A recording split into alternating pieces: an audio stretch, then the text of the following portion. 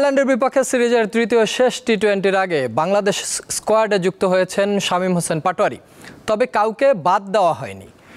সিরিজের শুরুতে শামীম হোসেনের না থাকা নিয়ে বিস্ফোরক মন্তব্য করেছিলেন অধিনায়ক লিটন দাস। দল নির্বাচনের প্রক্রিয়া নিয়ে নিজের অসন্তোষের কথাও তিনি বলেছিলেন সংবাদ সম্মেলনে। তবে প্রথম দুই ম্যাচের স্কোয়াডে না থাকলেও তৃতীয়টিতে ঠিকই ফেরানো হয়েছে শামীমকে। আয়ারল্যান্ডের বিপক্ষে তৃতীয় টি-20-র দলে তাকে অন্তর্ভুক্ত করা হলেও কাউকে বাদ দেওয়া হয়নি। মঙ্গলবার চট্টগ্রামের বীরশ্রেষ্ঠ মতিউর রহমান স্টেডিয়ামে হবে তৃতীয় টি-20। প্রথম দুই ম্যাচ শেষে 1-1 সমতা আছে।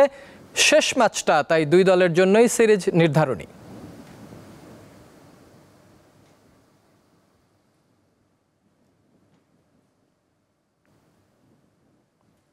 এএফসি অনূর্ধ্ব-17 এশিয়ান কাপ বাছাই গ্রুপের শেষ ম্যাচে স্বাগতিক চীনের বিপক্ষে মাঠে নামবে বাংলাদেশ।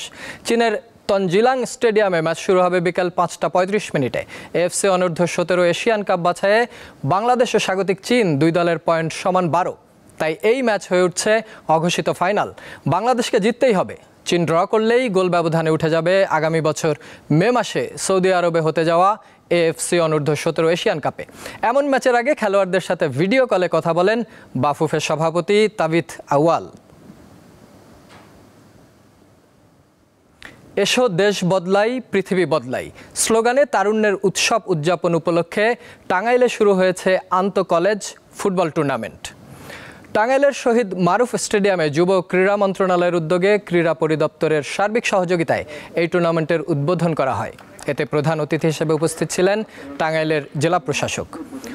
অংশগ্রহণকারী কলেজের শিক্ষক খেলোয়াড়রাও উপস্থিত ছিলেন। 4 ডিসেম্বর অনুষ্ঠিত হবে এই টুর্নামেন্টের ফাইনাল।